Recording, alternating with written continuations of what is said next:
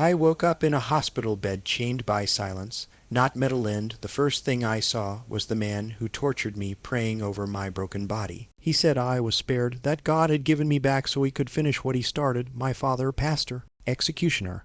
And when I begged for the one man who ever held me like I was to sin, they told me he might not survive. The same man who once stood beside my father, preaching purity, was the only one who touched me right. And now I don't know which of them I'm more afraid of, because when the chains were ripped from my wrists, I didn't run toward freedom. I ran to him. His hands still trembled when they reached for mine. His voice still cracked when he whispered, "You're safe." But now I've seen what he's hiding. The photo, the lie, so I have one question. Did he save me from my father or deliver me back into his arms?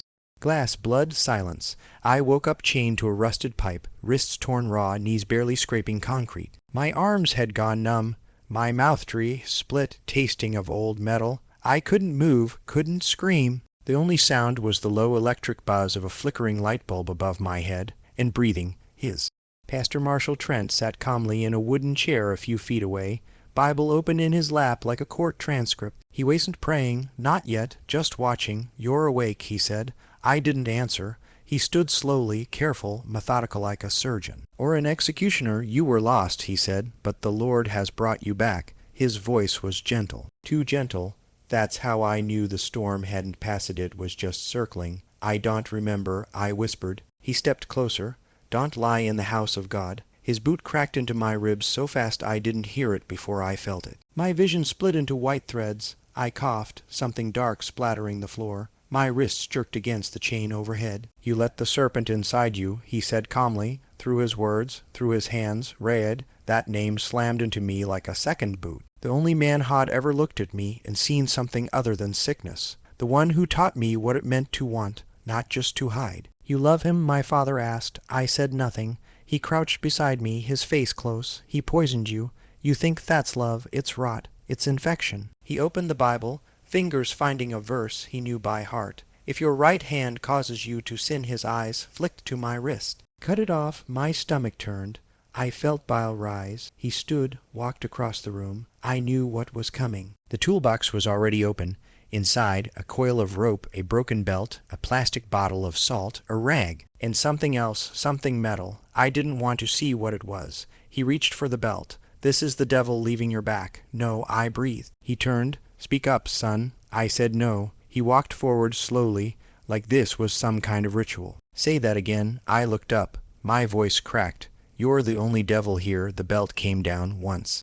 Twice again, not wild, precise, controlled. Each strike matched to a verse, each verse like acid down my spine. I didn't scream, not because I was strong, but because I'd forgotten how. Pain was no longer foreign, it had taken up residence in me. Finally silence. He stood over me, panting, belt dangling from his hand, his mouth curled. "You're not my son." He turned toward the door. That was my chance. I swung my legs upward, hooked them around the rusted pipe. My body twisted, wrists jerking the chain. Metal groaned. He spun around, eyes wide. The pipe snapped free from the ceiling. I fell hard, onto my side. The world spun. He lunged. I kicked him off. My body burned, but adrenaline roared louder. I crawled toward the door, dragging the chain like a dead limb behind me. The door was open.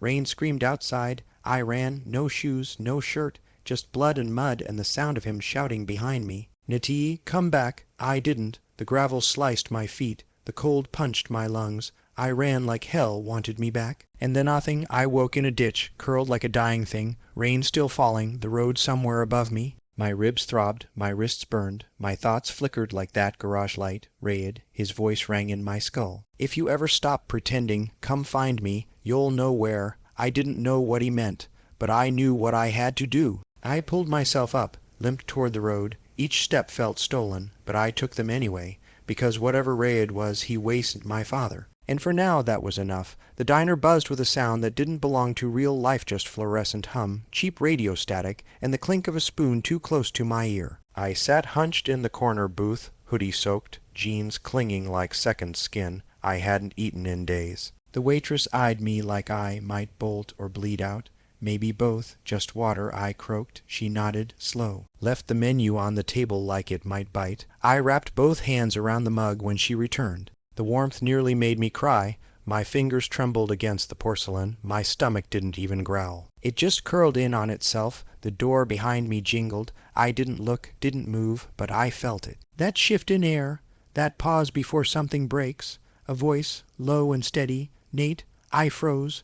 My breath caught in my throat. I turned slowly, as if moving too fast would shatter me. He was there, Raed, older than I remember, at crow's feet at the edges of his eyes, beard a bit rougher, shoulders a little heavier. But it was him, a flannel shirt rolled to his forearms, eyes like smoke and memory, hands shoved in his jacket like he didn't trust them to behave. I wasn't sure, he said. Not until you turned. I opened my mouth. Nothing came out. He sat across from me. Didn't touch me, didn't ask, just sat. The air between us tightened. You ran, he said finally. I nodded. From him, I nodded again. You hurt. I laughed. It cracked down the middle. Do I look okay? His jaw flexed, but he didn't smile. You look alive, he said. Barely, that broke me a little. He stood. Come on. His truck smelled like pine and old cigarettes. My hands gripped the seat like it might disappear. The heater blew too warm, but I didn't complain. You still up in the hills? I asked. Raed nodded. Off-grid. Still got the chickens. Anyone else there? He shook his head. Silence stretched between us like a bridge made of glass. I whispered, you still think him broken? He looked at me, really looked, like he did back then. I never thought you were broken, he said. You just kept pretending you were. That hit harder than my father's belt. The cabin looked the same. The wood creaked the same way under my steps. The heater hummed like it still remembered me. But the silence that was different. Raed tossed a blanket on the couch. You can crash here tonight, he said. I'll keep out. To your way. I stood there, shivering, too tired to cry, but my body did it anyway. Tears slipped down my face without warning. No sound, just water. Raed didn't move, didn't speak, just waited. I whispered. He chained me, his brow furrowed. In the garage, I said. Days said I was sick. He looked away, not in shame like he was holding back fire. Are you? He asked softly. No, I said. But I feel like I am. He nodded once. Like that was enough for him. He moved to the stove, lit a burner. The warmth hit the room like mercy. You're safe here, he said. I didn't believe him, but I wanted to. I curled into the blanket. My body trembled. Raed, I whispered. Yeah, why'd you wait for me? He turned, leaned against the counter, because no one ever waited for me. I woke in the middle of the night, drenched in sweat, ribs aching. The memory of the chain burned behind my eyes. My lungs wouldn't settle. Raed was still in the kitchen chair, half asleep, boots on, arms folded like a guard dog. You're okay, he murmured, eyes barely open. Am I? He stood, stretched, walked over, sat beside me. You don't have to say anything, he said, but you don't have to lie anymore either. I swallowed. I don't know how to be normal. Then don't, he said. Just be here. He didn't touch me, just sat close. That silenciso loud in the garage felt different here. Not like a weapon, like air. I breathed. Next morning I couldn't move much. My ribs screamed with every breath, but Raed moved around the cabin like it was any other Tuesday. He didn't ask questions. That made it worse, because the questions inside me wouldn't stop screaming. Want tea? He asked. I nodded. He set the mug down. Our fingers grazed. I flinched. His eyes met mine. No judgment, just patience. Sorry, I muttered. Don't be. We sat like that for a while, just steam and silence. Then I looked at his hands. Scarred, veined, rough, not like my father's. His hands hurt. Raed's hands held.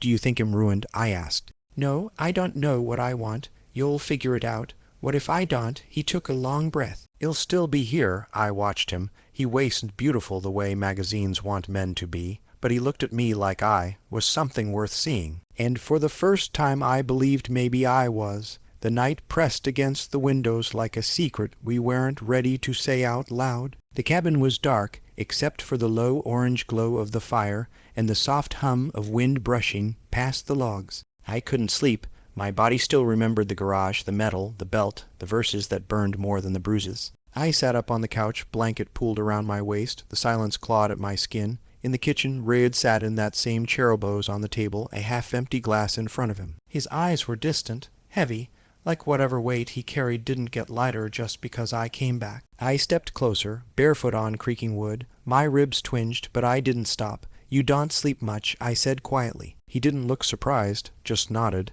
Night makes me feel like Im's still there, I added. He looked at me now. His eyes were soft but tired, haunted. I pulled out the chair across from him and lowered myself into it slowly. My bones ached like they didn't trust peace yet. The table between us felt like a chasm built from years of silence and things unsaid. I stared at the wood grain. Did he ever hit you? I asked, barely above a whisper. Rayed blinked, then exhaled through his nose. Yeah, he said. I hesitated. Your dad, he nodded but didn't offer more. I didn't push, just sat in the quiet, letting it settle like dust on my shoulders. How'd you survive it? I asked eventually. His voice was almost too calm. I didn't, not all of me. The words hit like a fist I didn't see coming. I looked down at my hands, bruised, shaking. Without thinking, I reached across the table. My fingers stopped inches from his. I hovered there, half terrified, half desperate. He didn't move, didn't flinch, didn't reach, but he waited. I lowered my hand onto his slowly, like I was touching something holy, something I'd been told was poison. It felt like fire, not because it burned, but because I remembered what came before: chains, belts, sermons. But not this. He turned his hand under mine, laced our fingers together gently, like I might shatter if he held too tight. My lungs stalled, my body stiffened. I almost pulled away. You okay? He asked, voice low. I shook my head slowly. I don't know. That's okay, he said. We don't have to do anything. The silence between us deepened, but this time it didn't feel dangerous. Just fragile. His thumb brushed across my knuckles, the motion so light I wasn't sure it was real. Something inside me cracked. Something that had been bricked up for years. I looked up. His eyes met mine, and I didn't look away. We didn't kiss. We didn't even lean in. We just sat there, fingers locked, breath held, hearts pacing each other like they weren't used to moving at the same time. And that was more intimate than anything I'd ever known. Morning came in pieces light through foggy windows, the sound of the stove clicking, the soft clink of a mug on wood. I sat on the couch, knees to my chest, arms wrapped around them. Ray had moved quietly, still barefoot, shirt wrinkled, hair a mess. But something about the way he moved made the cabin feel less like a place and more like a home. He poured tea and brought it over without a word. Set it on the table in front of me. When our fingers brushed again, I didn't flinch. He noticed, didn't comment. We drank in silence, steam curling between us like smoke signals we didn't know how to read. I traced the rim of the cup with my thumb. You always this patient? I asked. He looked at me over his mug. Only with you. I felt the heat rise in my chest, not embarrassment. Something heavier, something like disbelief. I glanced at his hands again. They rested on the table. Still, weathered, familiar, the kind of hands that knew how to hold weight without crushing it. I reached out again, slower this time. Touched the back of his wrist. He didn't move, just looked at me. I didn't know what I was asking. I just knew I needed to ask it. He leaned forward, elbows on knees, face closer to mine now. You're allowed to want comfort, he said. My throat tightened. I stood slowly. My body still remembered every bruise, but I crossed the room anyway. He watched me, not moving, not guiding. I sat beside him, not touching, not yet. We stared at the fire. Its flicker carved lines into our faces. I felt the tension boiled like two magnets fighting gravity. I don't know how to do this, I admitted. You're doing it, he said simply. A pause. His hand brushed mine again. Not demanding, just present, I turned toward him, face inches from his. His breath hitched slightly. He didn't lean in, neither did I, but I could feel it, the almost, the maybe, the please. I should sleep, I whispered. You can, he said. Not with you looking at me like that. He smiled just barely, then ill look away, but he didn't. Not yet, not until I lay down, blanket over my shoulder. Then I felt Ithai's fingers graze my elbow, a silent question. I didn't answer, but I didn't pull away either, and in that quiet something bloomed, not lust, not even love. Just the dangerous beginning of both. It started with a headache, nothing dramatic, just a slow, dull throb behind my eyes. Raed was outside, feeding the chickens or chopping wood, something quiet and useful, like always. I stumbled to the bathroom, hoping to find aspirin. The closet creaked when I opened it. Old wood, dry hinges. I moved a stack of towels aside. There it was. A box, small, metal, dented. Nothing about it said danger, but something in my gut twisted. I don't know why I opened it. Curiosity, maybe, or instinct inside. Paper, photos, letters, and then one picture. I froze. 2 boys. Barely adults, standing shoulder to shoulder, one of them. Raed, the other me father. My stomach turned to ice. They were smiling, arms slung over each other like brothers, a church banner behind them. Freedom from Sin Youth Renewal Conference, 2003. My father's handwriting scrawled across the back, Hell make a soldier out of you yet. I stared until my vision blurred. The door creaked open. Raed stepped in, snow dusting his shoulders, a small stack of wood in his arms. He froze. His eyes dropped to the box, to the photo in my hand. Everything went silent. I held it up. My hand shook. What is this? He set the wood down carefully, not like he was afraid, but like he knew every move mattered now. I was young, he said, voice low. You were with him. My voice cracked, disbelief bleeding into fury. I didn't know who he really was, Raed said. Not then. I laughed once, sharp and hollow. You were at the camps? He nodded. Didn't try to deny it. I thought I was helping, he said. I thought I was saving boys like me. And what about boys like me? I hissed. What about us? He stepped forward. I stepped back. You knew what they did, what my father did, and you still helped him. I was one of them, he said softly. I believed every word. For a long time, you lied to me. No, Raed said quickly. I left. When I saw what it really was, I walked away. But you were there, I spat. You helped build the thing that broke me, and now you want to be my shelter. His face twisted, not in anger. In grief I left, he repeated. I thought that would be enough. I dropped the photo, let it fall like the weight it was. He didn't move, didn't reach, just stood there erect. I brushed past him, shoulder grazing his chest. My skin flinched, but I didn't stop. Inside, I collapsed into the chair by the fire. My hands were shaking. Behind me, his boots moved slow, deliberate. Am not that man any more, he said quietly. Then who are you? The man who let you sleep safe. Safe? I barked a bitter laugh. You were part of the thing that tried to erase me. He walked forward, stopped in front of me. His face was level with mine now. And yet you're still here. I have nowhere else. You could run. I still might. Raed dropped to his knees. Not begging, just meeting me where I was. I'd rather you stayed. His voice cracked, barely audible. I looked at him, really looked at, for a trace of the monster I thought I defined. But all I saw was someone just as broken as me. Do you regret it? I asked. His throat bobbed, all of it. I hesitated, even saving me. He looked up. Never. Something broke between us then, not loudly, not violently, just broke. I reached for his hand slowly. He flinched like he didn't believe I'd still want to touch him, but he didn't pull away. I held his hand. He held mine, then tires on gravel. We both froze. A door slammed outside. My body jolted to its feet. Raed grabbed my wrist and yanked me toward the back hallway. Stay inside, he said. No, you don't want to see him like this, but he wants to see me. Raed stared at me, jaw clenched. I'm not hiding, I said.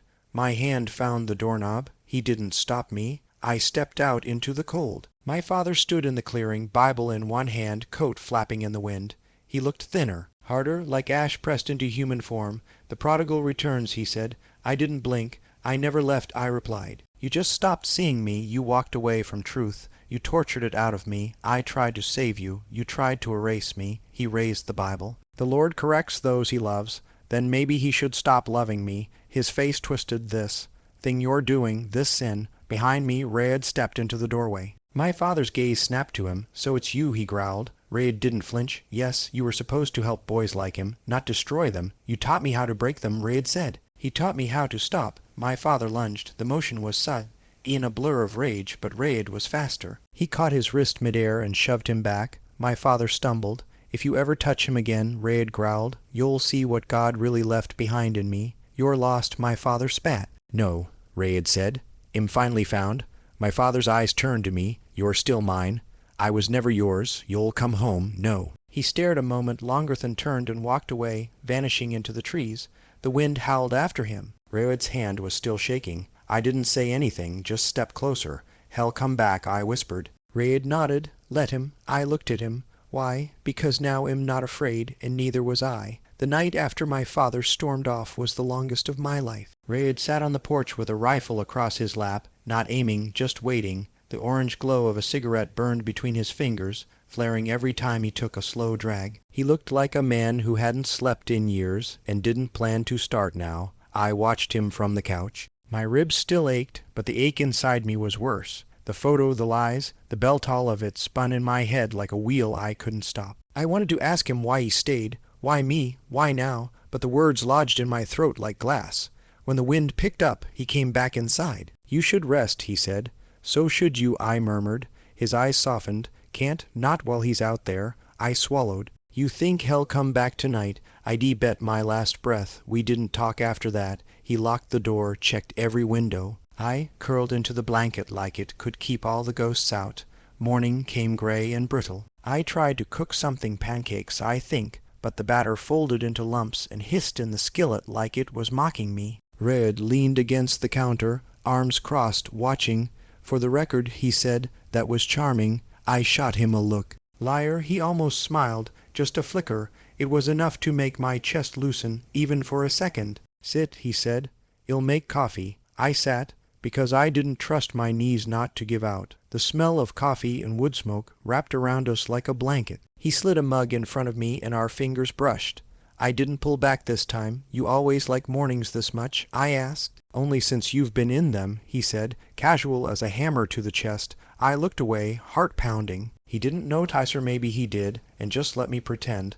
Later we packed into his truck. He said we'd go to the Lake Wyatt, empty this time of year. I wasn't sure if I wanted to leave the cabin, but I didn't argue. The road curled through the hills, sunlight breaking through the trees in narrow, golden shafts. I leaned against the window, watching dust swirl in the air.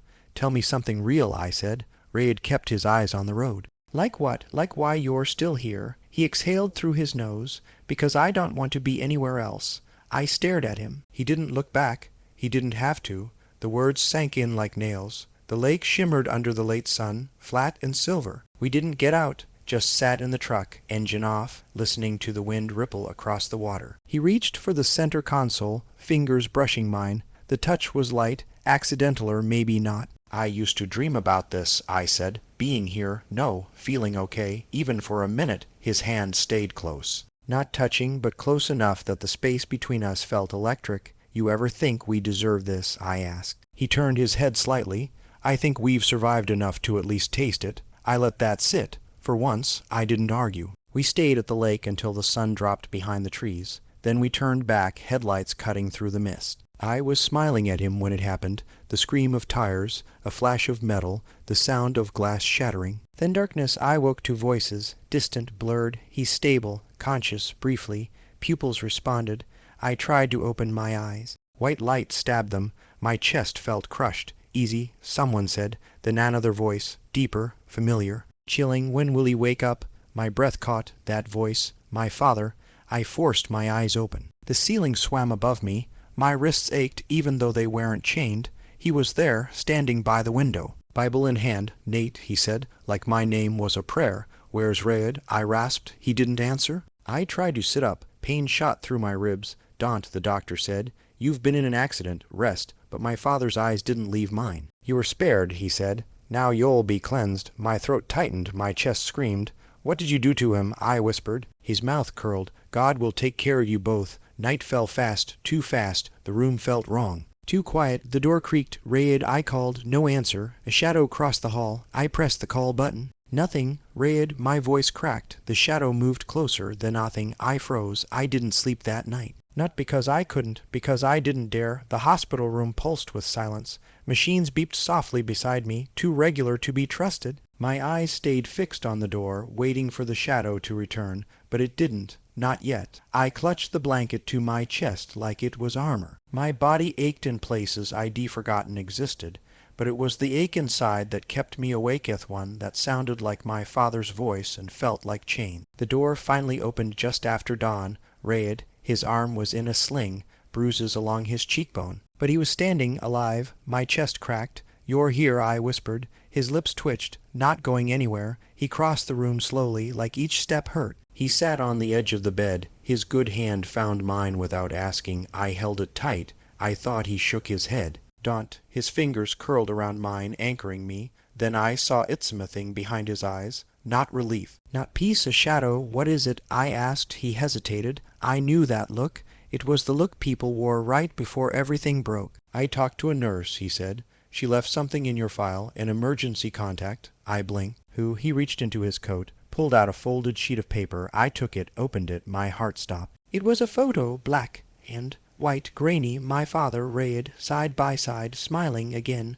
but this time date stamped. Just 4 years ago. You told me you left, I whispered. You said it was in the past. It is. 4 years is the past. Rayed closed his eyes. I didn't know he was still involved. I thought it was a charity fundraiser. I showed up, saw his name left before it even started. Then why were you smiling in this picture? I held it up like a knife. I didn't know they were taking it. You always have an excuse, I said, voice sharp. Always a reason. He stood abruptly. The chair scraped the floor. I don't owe you an explanation for every mistake I made. No, I said, standing too, ignoring the pain. Just the ones that nearly killed me. He flinched. I trusted you, I hissed, and I never asked you to. Yes, you did. Every time you looked at me like I was safe. Every time you touched me like I wasn't a scar. We were nose to nose now. Breath to breath. I left that world, he growled. I left him. I left all of it for a reason, and I was just the reason that walked into your trap. He looked like I'd punched him. Don't you dare. I shoved him. He didn't move. You don't get to act like the hero, I spat. Not when you were standing beside the monster. I thought I could fix it. No one asked you to. Silence cracked the room in half, then stepped forward, close, too close. I could smell his breath. Coffee, regret. I didn't come back for redemption, he said. I came back for you. You don't get me. I already have. His hand found my jaw. Not rough, but firm. You want to hate me, he said. Then hate me. But don't pretend you don't feel this. My heart slammed against my ribs. His forehead touched mine. My hands balled into fists at my sides. I hate you, I breathed. No, you don't. I should. He leaned in, his lips barely brushing mine. Then stop me. I didn't. For 1 second he didn't. Then I shoved him hard, my chest burning. This was a mistake, I snapped. Then why did you kiss me back? Because I'm still broken, I shouted. Because I don't know how not to reach for pain. He stepped back, wounded. Not by the words, by the truth in them. I'm not your chain, he said. I'm not him. Then leave, I whispered. Before I make you stay. His face hardened. Fine. He walked to the door, paused. Don't forget who found you in the ditch. Don't forget who put me there. He didn't answer. Just walked out. The door clicked behind him like the final line of a sermon. I sat in the silence. Breathing, shaking, the photo still in my hand. I looked at it one more time, then tore it in half. Then again and again until the pieces fluttered to the floor like snow. But it didn't make me feel clean. Only colder. Hours passed. The sun crawled across the window. The nurse checked my vitals, didn't speak. I couldn't tell if it was pity or fear in her eyes. I asked her to leave the blinds open, just in case. I don't know what I was waiting for. Another shadow, another lie, another man who said the right thing but still walked away. That night I didn't sleep. I lay in bed listening to the hallway creak. Every step outside my door sounded like thunder. When it finally opened, I didn't move. Ray had stood there, just looking. I couldn't read his face, but I saw it in his eyes. He hadn't forgiven me, and I hadn't forgiven him. He stepped inside, closed the door behind him. I'm not here to fix anything, he said. Good. We stared at each other. You're still bleeding, he said quietly. I'm used to it. He walked closer. I'm not. He reached for my arm. I didn't pull away. His hand trembled slightly. So did mine. We stood like that. Two broken men, not kissing, not touching, just surviving in the same room. He didn't ask to stay. I didn't ask him to leave. But when he sat beside me, I leaned into his shoulder like it was the only thing that hadn't lied, and we stayed like that until the machines hummed us to sleep. I woke up to an empty chair. Rayed was gone. No note, no sound, just the faint indent where his body had been beside me. The hospital window was fogged, the sun slicing through it in cold strips. The ive in my arm kept dripping like it didn't care what had been lost. I sat up, wincing. My ribs still ached, but I didn't call for a nurse, didn't ask for answers. The silence was enough. My hand reached instinctively for the flannel head left behind. Still warm, still smelled like pine and smoke. But not him, never again him, on the nightst, and a folded napkin, my name scribbled in his rough, blocky handwriting. No words, just Nate, like a signature, like an apology. I held it in my hands until the paper softened with sweat. Or maybe it was tears. I couldn't tell anymore. I stood slowly, pulled on the jacket. It swallowed me whole. At the door I hesitated. If he came back, would he find me gone? Or would he know I'd been here, waiting? I left the torn photograph on the bed, its shredded pieces rearranged into something that looked like forgiveness. But wasn't. As I stepped into the hallway, I saw a reflection in the glass. Broad shoulders, rough hands. But it wasn't him, just a shadow. I didn't stop walking, because if he wanted to find me he'd have to come through everything he once ran from. And maybe then I'd turn around.